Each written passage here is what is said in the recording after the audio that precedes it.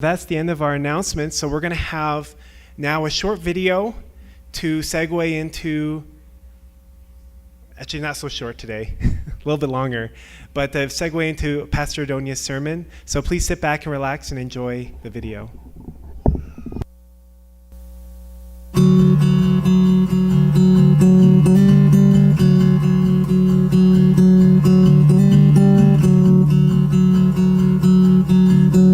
Ever since I was a little girl, I've struggled a lot with body image. I struggle a lot with people pleasing. I think my natural disposition is to be a servant. Ever since I was little, I just felt that the world just kind of wants you to be more outgoing, and I just felt like I was more shy and not as outgoing as the people around me, so I just felt like I wasn't worth as much.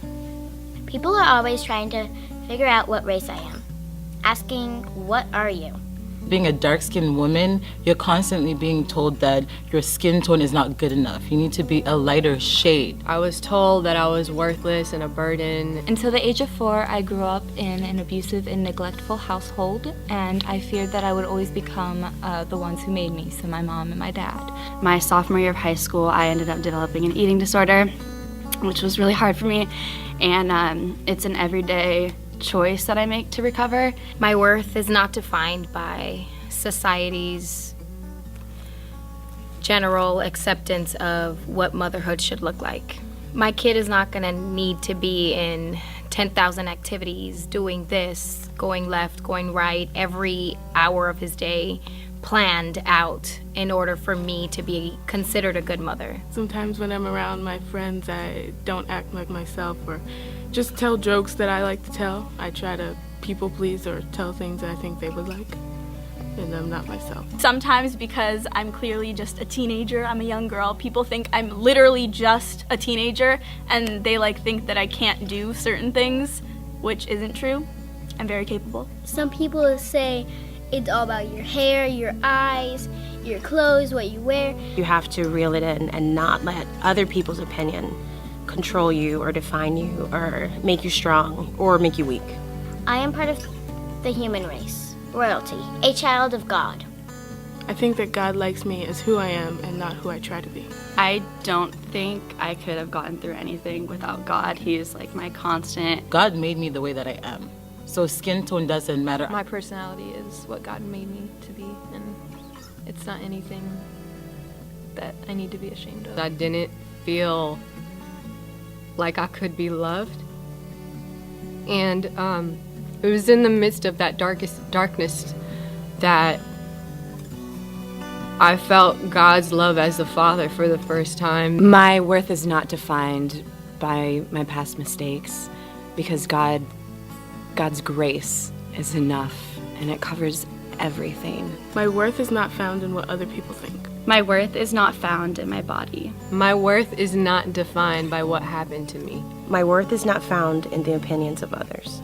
My worth is not found in my looks. My worth is not found in my DNA. My worth is not found in my race. My worth is not found in my personality. My worth is not defined by my race. My worth is not found in social media. My worth is not found in my talent. My worth is not found in my mistakes. My worth is not found in my career. My worth is not defined by my youth. I am a daughter of the King. I am a daughter of the King. Ndiri mwana wa Jesu. I'm a model, actor, and an athlete, but I'm much more than that.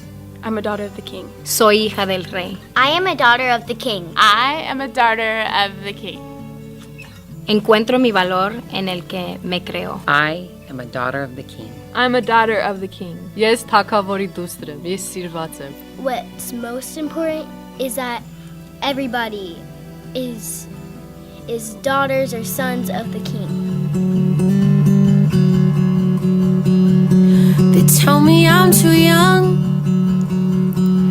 Tell me I'm not beautiful. I'm not good enough.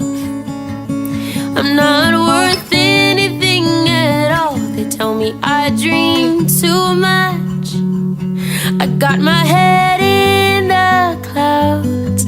Maybe I'm just hoping for something better than what I see now. A world where every girl knows the maker of skies, beautiful thing. He made you too. The mountain high, the river wide, he tells the sun when to set and rise, and he made you too. You're a daughter of the King. So tell me, what does that make you?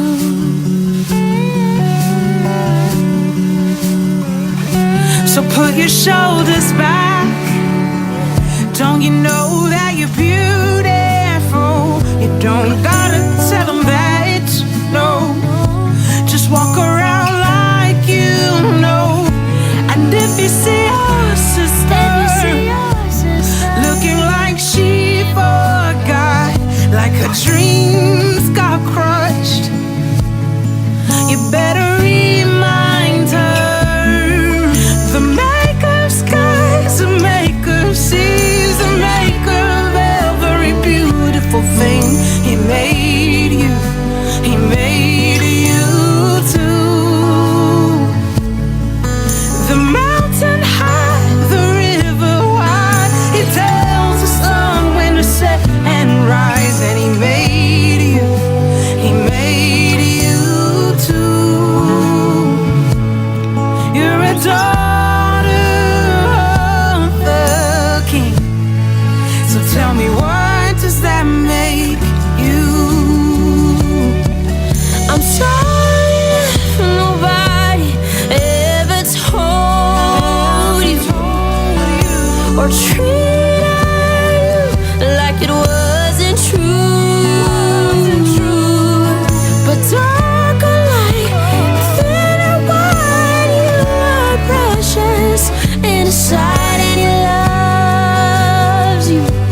He really loves you. So I gotta tell you, I just got to tell you, the maker of skies, the maker of seas, the maker of every beautiful thing, He made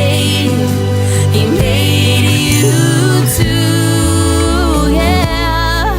The mountain high, river wide, He tells the sun to set and rise, and He made you too, yeah. You're a daughter of the King. So tell me, what does that make you? You're a daughter of the Most High King. So baby, what does that make you?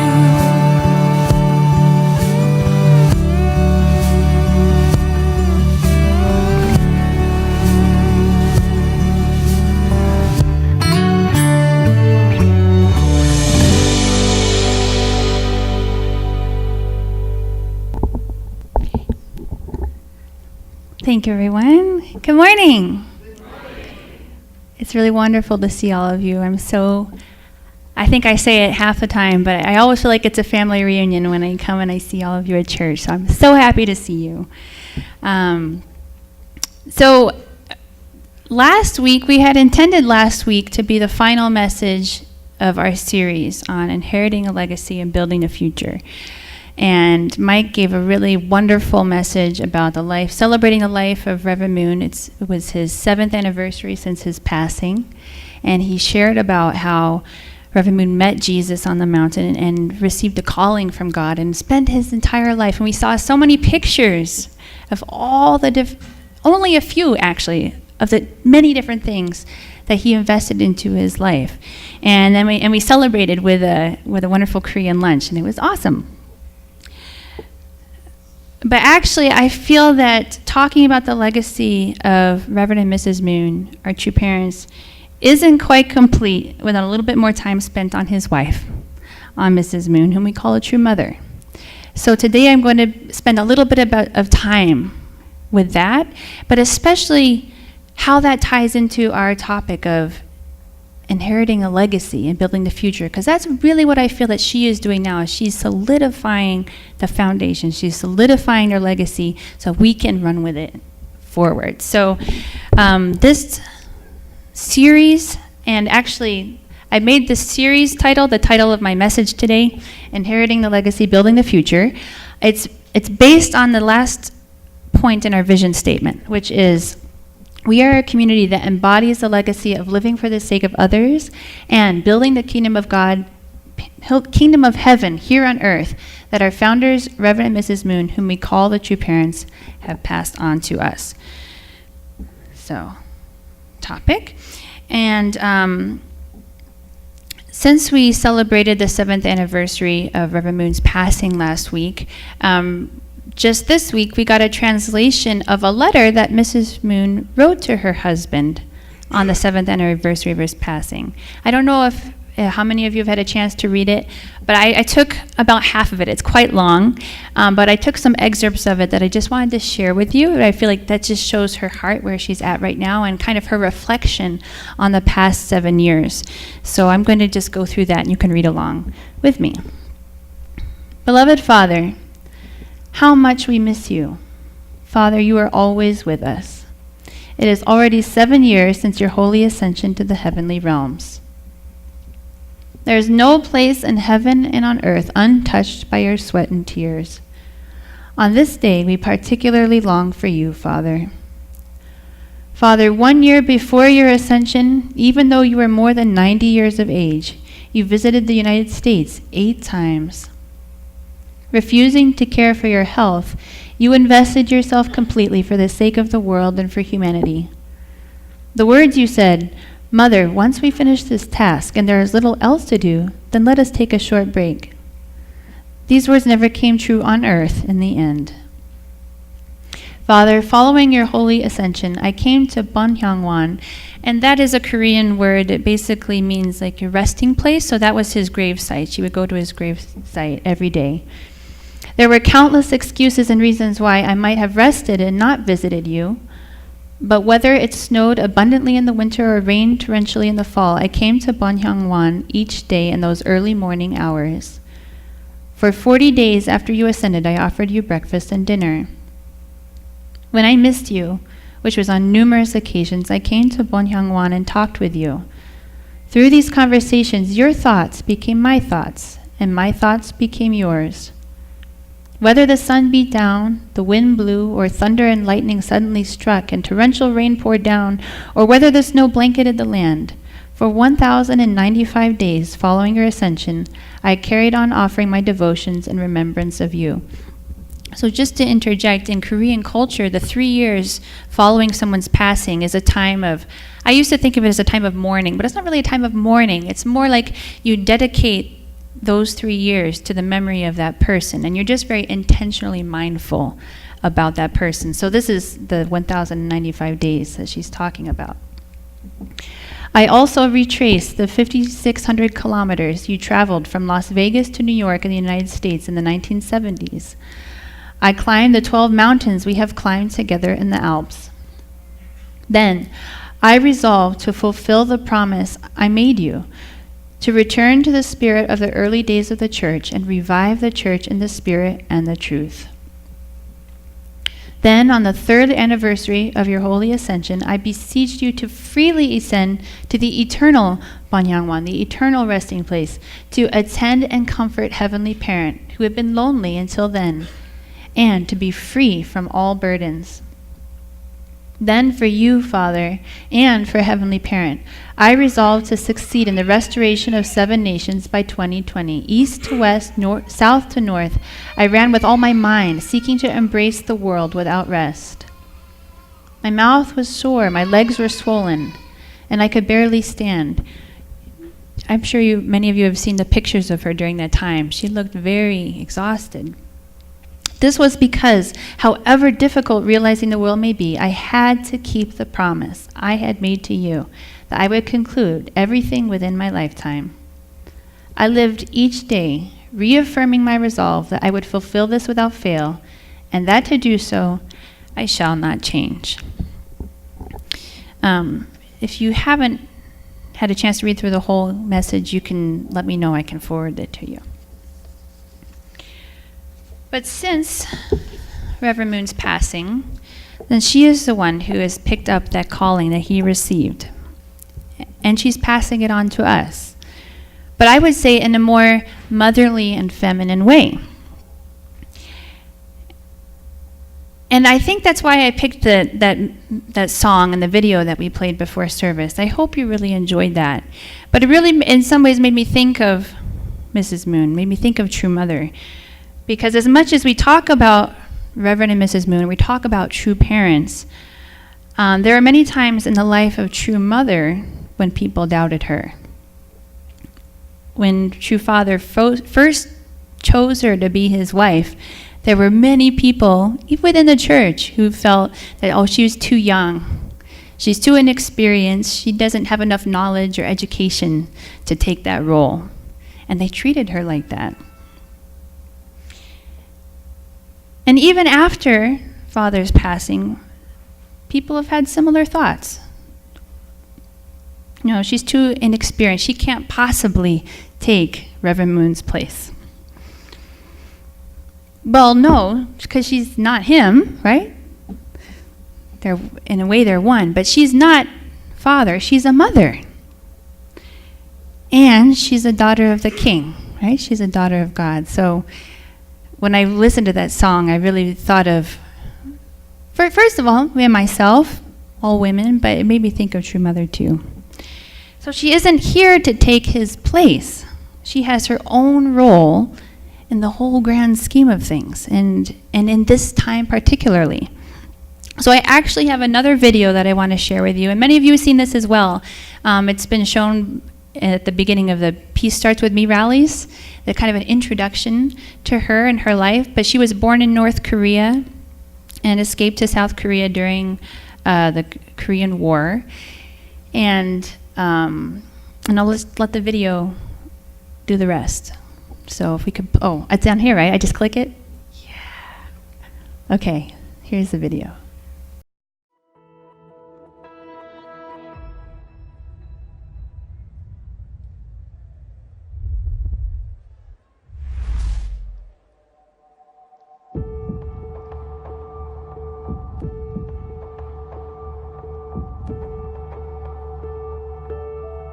Peace in those days was at best a dream. Communism was on the rise, and as a devout Christian family, we knew we needed to escape south. The distance between my hometown and the 38th parallel was over 200 kilometers. Heading south was not only forbidden, it was almost impossible. There were no good roads, and they plowed the rice fields in a way that was impassable. You couldn't travel by day, and because of the night police, it was dangerous to go at night. Finally, the 38th parallel came into view. I remember it so vividly. I saw a young woman run across the border as if she was escaping death. But our family could not run like that because I was only 6 years old and we were exhausted. By then, I had caught a cold and desperately needed water. So my grandmother went to fetch some from the locals. The police were everywhere, and as I was drinking, they found us. Because we were just women, they did not expect us to defy them. The officer told us, "Go back to your hometown." But after walking 200 kilometers, there was no turning back. So, at the risk of our lives, that very night, we crossed the border. It feels just like yesterday.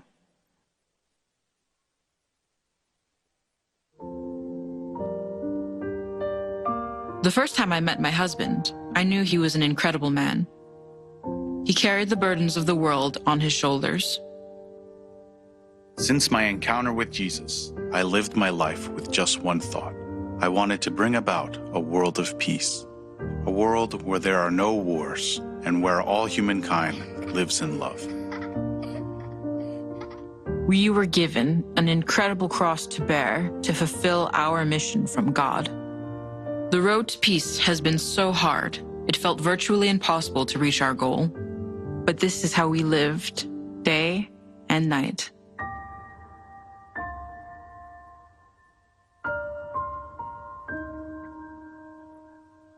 Since my husband's passing, our dream to serve God lives on. I can see the finish line within reach. Just like the police that tried to stop me from crossing the border, some may say that it is not possible. But I am absolutely determined to bring about a world of peace within my lifetime.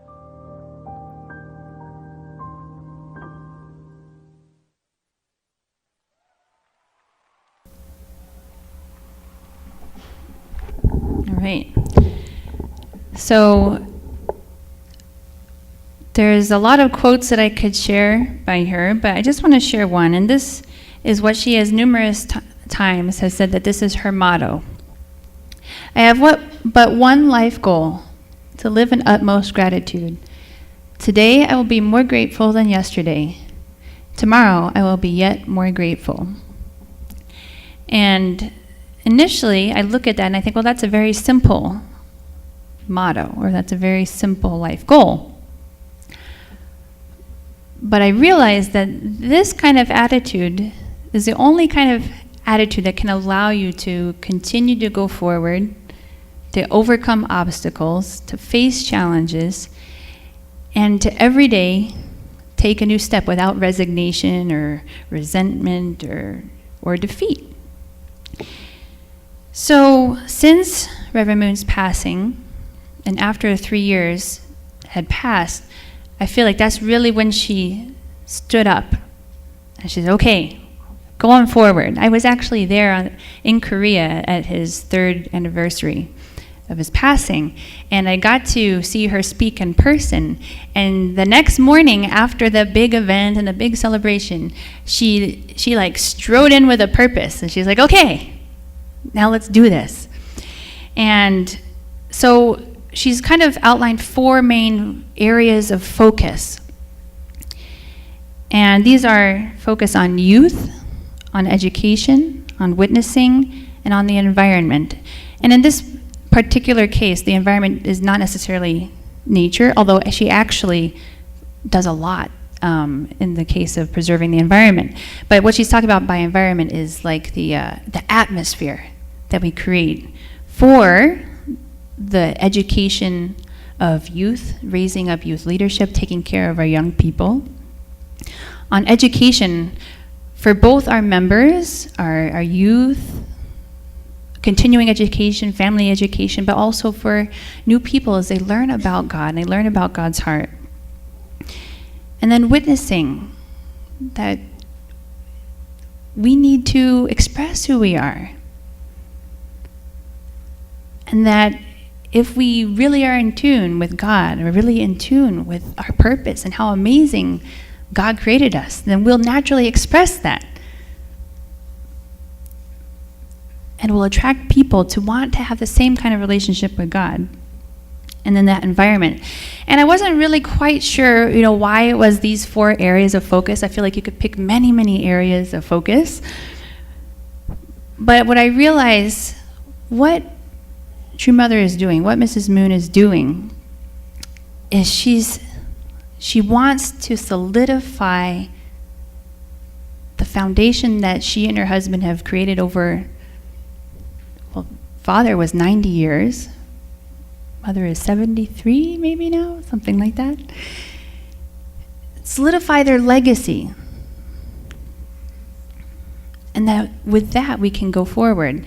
And so I think that it's these 4 areas that are kind of crucial, that if we can really take care of our young people, if we can have great education for our kids, and if we can raise up young leaders, then the future is secure, right? If we have a good system of education, then anybody who comes can learn. If we're constantly sharing, there's constantly people coming. And we need to create that environment where all of that flows naturally.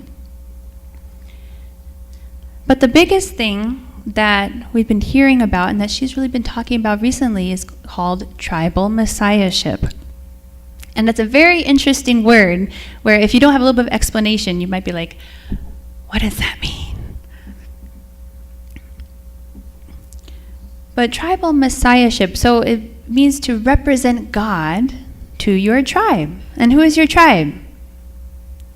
Your tribe can be anybody you want it to be. Most likely, it's your family and your extended family. It could be your neighbors. It could be the people that you're in contact with every day, whether it's your coworkers or your students or your teachers, our community here.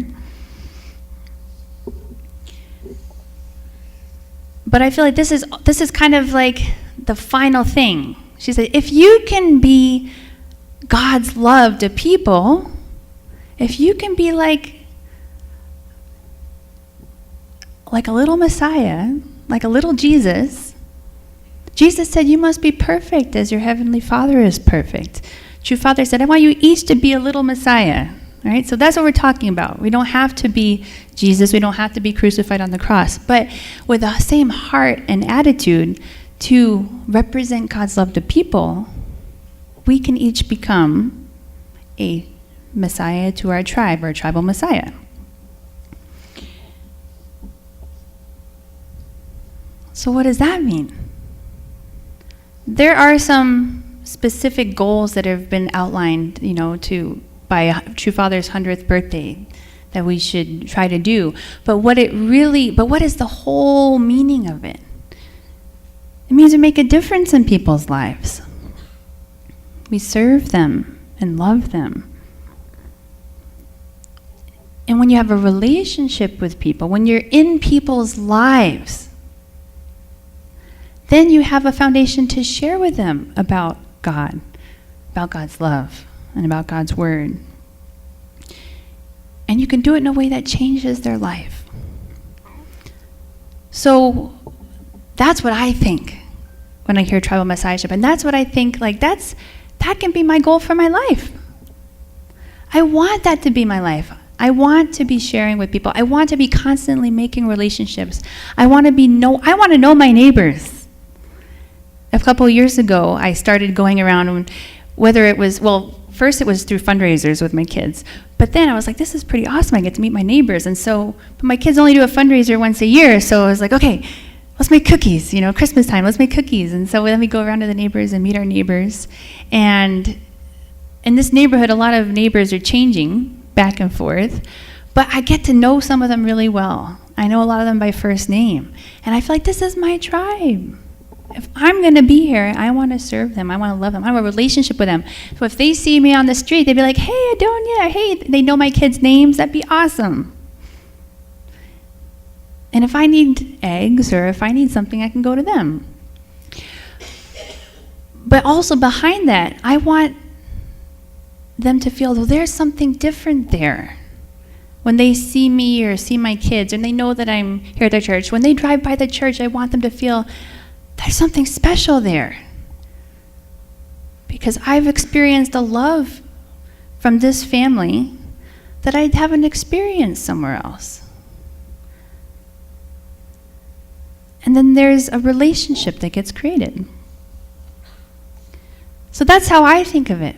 But it might be different for you. You're in a different neighborhood. You're in a different environment.